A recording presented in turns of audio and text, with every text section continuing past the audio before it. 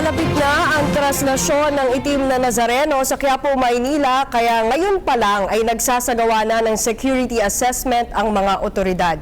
Narito ang ulat.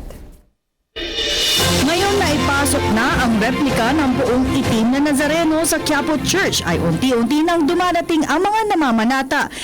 Gaya ni Jean Ortega na 10 taon nang namamanata sa itim na Nazareno at ang tanging hiling niya ay maayos sana ang kanyang kalusugan sa susunod na taon. Parang yung sakit hindi lumala. Kaya sabi ko, sana pagaling ako ni Nazareno. Habang ang pamilya Kagiowa ay sandaling nanalangin para sa kanilang pamilya at maging sa gobyerno. Maging maayos po yung ating gobyerno. Naging maayos naman ang prosesyon na ginawa kaninang madaling araw na halos nagtagal ng 8 oras bago nakarating sa Quiapo Church. Madami na din ang nagtitinda ng replika ng itim na Nazareno, ngunit matumal pa din ang benta. Nagkakahalaga ng 100, 200 hanggang 250 pesos ang isang puon, habang 20 pesos naman sa mga panyo. Mahigpit naman ang pinapatupad ng seguridad sa loob at labas ng Quiapo Church.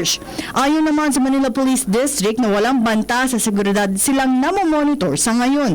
Dahil dyan ay hindi pa sigurado ng mga otoridad kung maglalagay ulit sila ng signal jammer sa mga lugar na dadaanan ng prosesyon. Inaasahan kasi sa January 9 ay libo-libong namamanata ang kasama sa prosesyon. Handa din ng BFP oras na hilingin ng PNP ang kanilang mga tauhan para sa crowd control. Talagang ang coordination between the BFP at saka PNP in times of any eventualities, magagamit hindi lang sunog. Para sa PTV News, ako si Waywaya Makalma.